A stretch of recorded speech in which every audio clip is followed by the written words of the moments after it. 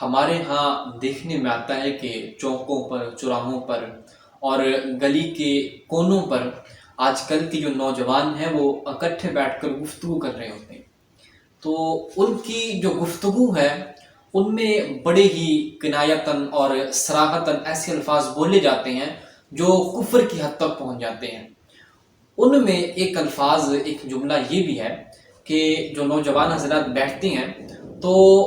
بعض اوقات جملے میں، کلام میں ایسا بول دیتے ہیں کہ یار اس طرح نہ کرو میں کافر ہو جاؤں گا، یا اس طرح بولتے ہیں کہ یار دل کر رہا ہے کہ یار کافر ہو جاؤں، یار یہودی ہو جاؤں، یار ان کا جو دین ہے نا وہ بڑا ہی سہل ہے، ان میں بڑی آسانی ہے، دل کر رہا ہے کہ یار میں فلاں بد مذہب سے تعلق رکھ لوں۔ تو شریعت مطالعہ میں فقہ کرام فرماتے ہیں کہ جب اس نے یہ جملہ بولا ہے نا کہ یار دل کر رہا ہے کہ میں فلاں جماعت کے ساتھ ہو جاؤں یا فلاں مذہب کے ساتھ اپنا تعلق استوار کر لوں، تو ابھی اس نے یہ جملہ بولا ہی تھا، اگرچہ وہ وہاں جائے یا نہ جائے، اس کے جملے بولنے کے ساتھ ہی فقہ کرام نے فرمایا کہ جس فرقے کی طرف وہ نسبت کر رہا ہے وہ اسی فرقے میں شمار کیا جائے گا، کل بروز قیامت اسی فرقے میں سے اٹھایا جائے گا۔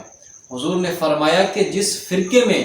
تم جانا چاہتے ہو یا جس فرقے سے تم محبت رکھتے ہو یا جس فرقے کی مجلس کو تم بڑھاتے ہو، کل قیامت کے دن اسی فرقے کی مجلس سے اٹھائے جاؤ گے۔